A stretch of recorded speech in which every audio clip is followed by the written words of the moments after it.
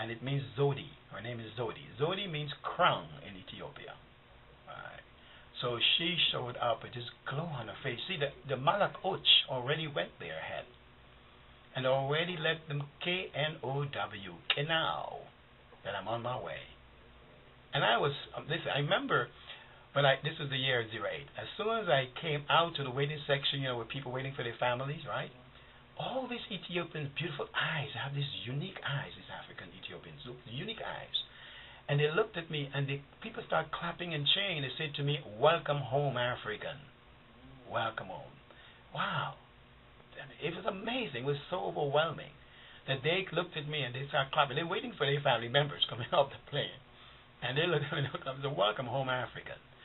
And I went to Zodi. Zodi had a sign saying, "Al Shalamti," which is eternal peaceful greetings.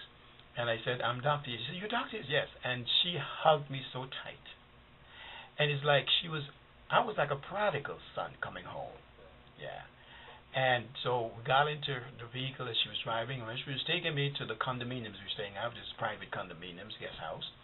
There's so much for the eyes to see, and I had so many questions. And what's that building? And what's that church? And what's that mosque? And what? She said, "That's the Orthodox." I said, "Can we go in?" And sure. She said, "Do you mind taking a mini tour before we get to?" I said, "That would be great." Oh man. Got to her place, sat down, we ate, and we versated. We did not conversate.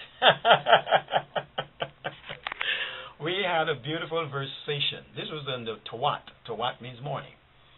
And this was on Ehud, which is Sunday. Ehud. And we talked like for about 3 hours, eating the wonderful injera, the Ethiopian foods, and all. And after that, I said to her, "I think I can take a nap." She says, "Okay." All she had to do was clap twice. And the maids came willingly, humbly, to take my bags, to wash my feet. It was so amazing. It was like a prince really coming home. Right. And so when I was escorted to my guest room and stayed there, I went and I rested. And when I woke up, I realized, I said to myself, wow, it's only 2 hours, I rested. But to my surprise, her husband, Zodi's husband,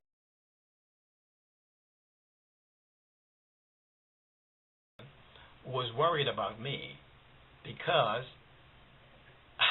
I thought I slept for 2 hours. I thought I rested for 2 hours, but I rested for a full day. I woke up the following day around the same time. You see, I was so at peace, right? I felt like I was in my mother's womb, right? I was at peace in Habesh, in Ethiopia, and so well rested. I rested for 2 full hours. So he said he was worried about me because when he came home the afternoon, his wife was so excited. She kept talking with Dr. Yates, this and his Graspmatyx and this and that, and he has this language called Graspation. She's just going on. And he's from the Virgin Islands, he's from the Caribbean, he's such a great, and she was just going on. So this gentleman, of course the husband the king wants to meet the doctor, the prince, right? So when he realized I was resting all through, he's worried. So he said he was waiting for another hour or two to knock on the door, find what's going on. So I said, I rested for, he said, yeah. I said, wow, I'm home. This is peace. So we went to, of course, their home, and we sat and versated and laughed and talked. It was like a family reunion. Yeah, it's interesting. So that was in the year 08.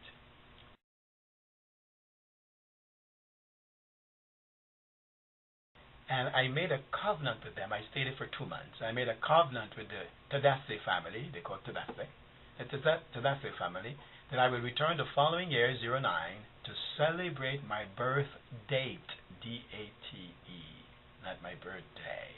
I only have one birthday the day I was born. Every year is an anniversary. I'm not being born every year. So it's my birth date. The date is what I'm celebrating.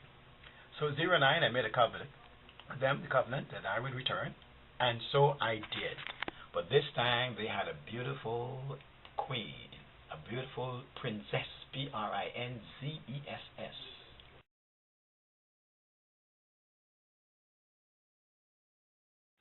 Waiting for the doctor.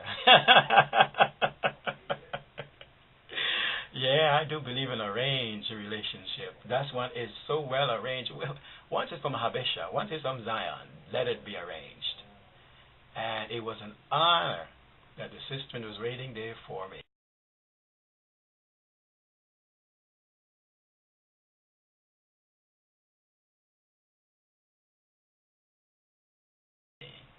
For us to connect. And most people who watch my televised program, Yuba, M-U-Z-I-K music, from the files of Yubalistics, right? They have seen the images of Princess Bethlehem, is her name, Kifeto, and it's a blessing that the Creator has sent His Malach, Uch, to prepare all this for me. And I'm so humbly and gratefully blessed and thankful. I don't believe in luck. I believe righteousness availeth much. I'm so blessed with that. Now, I forgot to say this. Let me say it now, because forgetfulness is not part of my rhythm cycle of things. The year 08, when I was there, I was given the opportunity. The word got out about this Dr. Yates in Ethiopia, that the Minister of Education set up the opportunity for me to be interviewed on national TV in Ethiopia.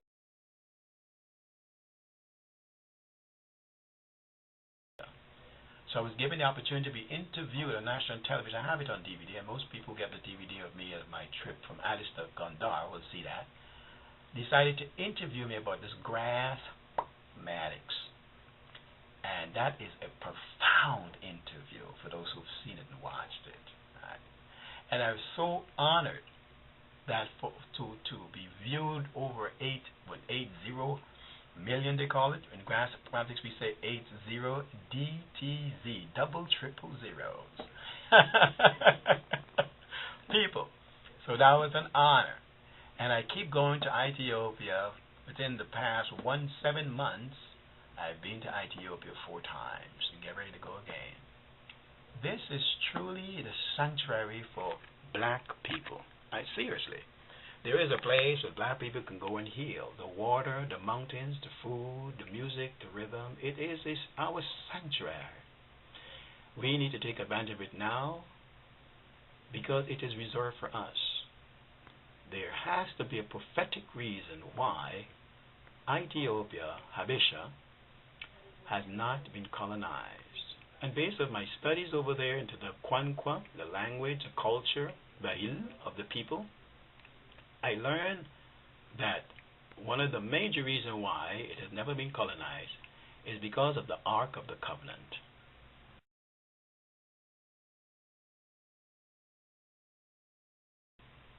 It's in the hands of a sacred, blessed people. The case, the priests of Ethiopia. And so we need to be where that Ark of Covenant is. That's why it is such a blessed place. Oh, the media always give you this propaganda about Ethiopia's starvation and hunger. They have to do that. I learned when I was over there that because Mussolini, the Italians, when the beast, which is the son of the seas of Rome, right, when they do not have control or dictatorship of a country, especially like Ethiopia, they can't colonize it, then they would demonize it. So to put on the media this positive images of Ethiopia, and that sometimes they'll be talking about Somalia and giving impressions of Ethiopia, or they, look into the archives and check out these old films where there was a time of a drought in Ethiopia and there was a time of war in Ethiopia, and they show these images like it was happening of today. To always keep this positive is the word, image of Ethiopia as it being a place of cursed or not blessed. But I'm so blessed to be in there and see the reality of it, the perceptional people, not the conceptional ideology of dispositive people in the media who are trying to give you that false image of Ethiopia. It is our place of refuge. So your message is to young people that over here in the West that all want to take a trip to Ethiopia. Yes, she's waiting for you. She's waiting, and she's well breasted. She wants to breastfeed us. She's well breasted.